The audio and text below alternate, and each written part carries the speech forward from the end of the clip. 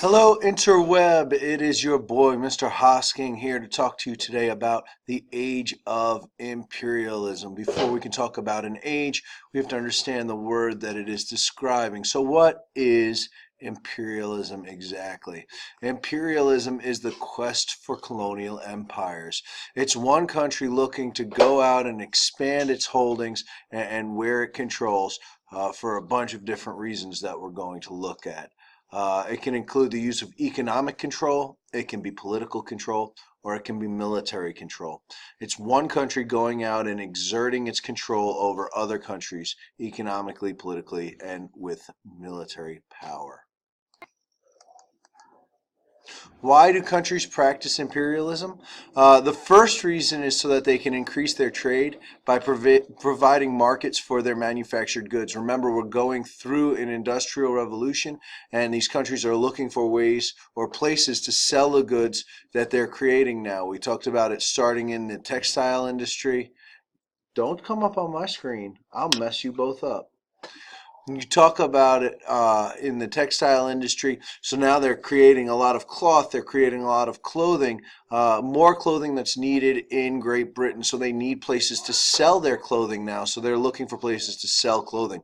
On top of that, they're running out of cotton. They're running out of natural resources, the raw materials that they need to continue their industrial revolution moving forward. The third reason that they imperialize, excuse me, is to secure military advantages. They want to expand where they have their bases across the world for strategic reasons. If you want one example, Great Britain wanted to have a base in Egypt so they could create a waterway that goes through the Sinai Peninsula. And that way they could control what shipping goes in and out of the Mediterranean Sea into the Red Sea by creating a canal there. The fourth reason is prestige. Again, the best street language I could use to describe prestige to you would be swag, right? How much swag do you have? That's prestige. It's how other countries look at you, how impressive you are to other people and countries. Countries want to be the best in the world, especially when you start talking about nationalism. In the United States, we're not like, yeah, United States, meh, we're all right. No, we're like, hey, USA, USA, let's blow up some fireworks and really show off how awesome we are. That's because we want to seem more prestigious to the rest of the world than they are to us. The fifth reason that they practice imperialism is to share religious and cultural beliefs. Again, religion's a really tricky thing, especially you're raised into a religion and you think that religion's right. All other religions are going to therefore be wrong. So if you are Jewish, you believe Christians are out of their mind. You don't believe that Jesus is the Son of God or God on earth. You think he's just like a really nice guy that's walking around like, hey, I'm Jesus, like do good things. But he's not creating that pathway to heaven. So Jewish people think Christians are crazy. You're out of your mind. That's not the guy. The guy's still coming. Or Christians, it's the opposite, right? You're like, no, Jesus is the guy. Why wouldn't you believe that, Jewish people? You're crazy.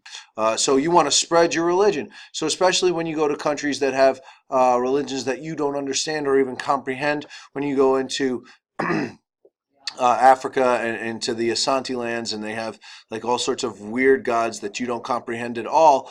You want to spread Christianity to save as many souls as possible, right? That's part of the Christian doctrine, to kind of spread the religion. There's a couple of questions going on in Europe that we have to look at to explain why countries are imperializing.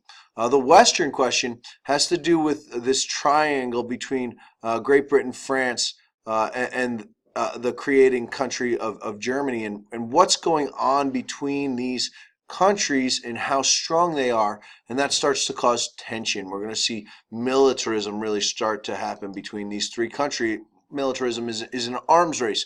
That's not where Robbie Cicieri gets into a handstand and starts to go down the hallway really fastly. That would be ridiculous. He can't do a handstand. That would be one type of arms race, I suppose. But arms that we're talking about are guns. So it's a race between who can raise and have more guns than the other country. It's also a territory race. Who controls as much territory as they can throughout the world. Now the Eastern question really deals more with the Balkan Peninsula, which is an area of land that shoots down into the Mediterranean Sea. It controls warm water ports. It's where Greece is. And a lot of countries in that area want to control that region so they can have access to the Mediterranean Sea. Really, the two countries that are fighting for control of that area would be Russia under Catherine the Great and the Ottoman Empire, the Turkish-controlled Muslim country. So they're trying to fight for control of the Constantinople, or Istanbul today, control the Byzantine Empire and Orthodox Christianity. The Russians have this idea of pan-Slavism, which is the idea they want to unite all Slavic people underneath the control of one Russian country. The Balkan peninsulas are filled with Slavic people, so the Russians believe it's their destiny to control that area. In 1878, the Ottoman Empire is defeated by the Russian Empire, and it seems like Russia's poised to take control of the Balkans, but they'll run into some other problems other places in the world. New imperialism really begins in the 1870s. And it's marked with the colonization of Asia and Africa. If we wanted to call old imperialism something, it would be the dividing up of the New World, the North America and South America, between Britain, France, and Spain. New imperialism in the 1870s is going to be the dividing up of Asia and Africa, mainly using military force to take control of local governments. They'll also use some mind control and in slavery by causing leaders of countries to become alcoholics and addicted to alcohol, and they'll control them that way. But really, that's still by force. They're forcing kind of alcoholism on the leaders of these countries. They exploit local economies for the raw materials that they need, especially like jewels and cotton and tobacco and indigo, so that they can continue to grow the industrialism throughout Europe. They're going to take the raw materials from Africa and Asia, and then they're going to sell the finished goods back to them. They also impose their values to what they would consider backwards colonies.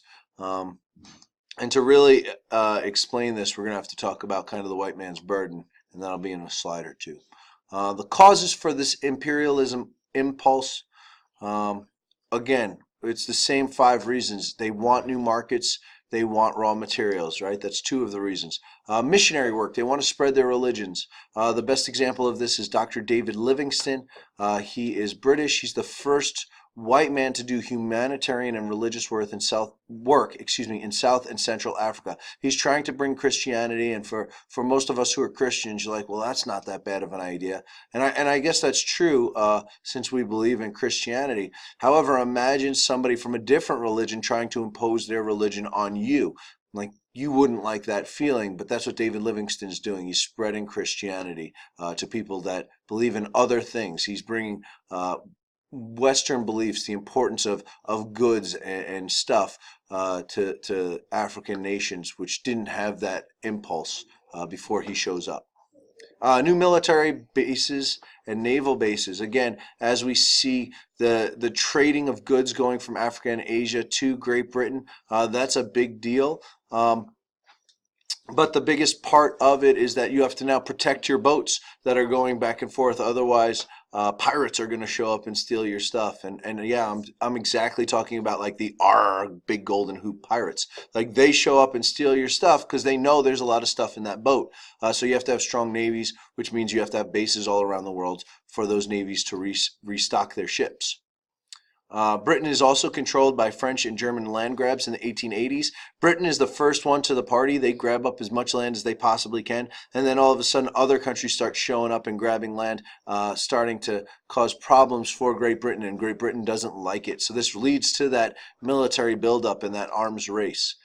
And that starts to increase the tensions between countries that have a lot of land, like the British Empire, and the have-nots, like Germany and Italy. Germany and Italy are super slow to become countries, right? They're a bunch of different countries. Germany is broken into like 40 princeships, and Italy is broken into 5 different countries, and eventually they're both united. Germany under Otto von Bismarck, and Italy under Garibaldi Principe. No, that's not right. Who? Come on, you're smart. Who's Italy united under? Oh, that's right, Mazzini. not Princip. He'll become important later. So they unite these countries, and they're not united until the 1880s. Well, Great Britain has been a country since the 1200s. France has been a country since the 1400s. So they've been around a long time. They've created their culture for a long time, and now they've expanded and started to take over the world. Well, Germany and Italy are like, hey, we want to take over the world too. Hey, guess who the bad guys are in World War I and World War II? That's right, it's Germany and Italy, at least from our standpoint. Nationalism and social Darwinism. Really, this has to do with white man's burden. Social Darwinism is applying Darwin's principle of evolution to human beings, saying that some human beings have evolved more than other human beings. And then it becomes the white man's burden because, of course, this is a white man's ideology. So the white man is now saying that we are more evolved than everybody else. So the white man's burden is that we have to now help all these other people, almost in a fatherly kind of way, like the rest of the world are little children, and the white man in Europe has to go around and like take care of the children. It is absolute racism. You can see the first word I use in the definition of white man burden is racist patronizing. That preached that the superior Europeans have an obligation to bring their culture to the uncivilized people of the world, and you can see how maybe Europeans kind of get this backwards idea. They're industrializing. They have factories that are producing goods, where in Africa they're living in tribes that still move around like nomads. And you could see the differences, but now you're placing cultural importance or values on cultures, and you're saying that it's more better to be industrialized than it is to be a nomadic tribe in the middle of Africa. But let me ask you a question. Which of those groups pollutes more? Which of those groups does more harm to the world? Which of those groups kills more people? So we see that by putting this value on culture through using social Darwinism, Europeans are going to come across and actually behave in very, very racist ways. Certainly, probably even still today, but much less today than back in the 1880s and 1890s. But it's something that's been trying to be improved. Germany and Russia use imperialism to kind of blind their own people to what's actually going on inside of Germany and Russia. Life sucks in Germany and Russia. They are not doing well. They're not supplying food to the people. They're not protecting the people from foreign invasion. But what they're able to do is be like, hey, we're Russian. We're better than other people. And like create this nationalist feeling using the white man's burden, using nationalism to make them look better than other countries, even though they're not doing well in their own countries. That's all we're going to get to in this video. The next video on imperialism, I will talk to you specifically about what European countries are taking over in what parts of the world, and then we'll look at some of the positive and negative outcomes of imperialism. I swear there are some positives, not very many, but there's a couple. Have a great day, enjoy life, and this has been Mr. Hosking. See you later, Cyberweb. I'm tired of you fake. No.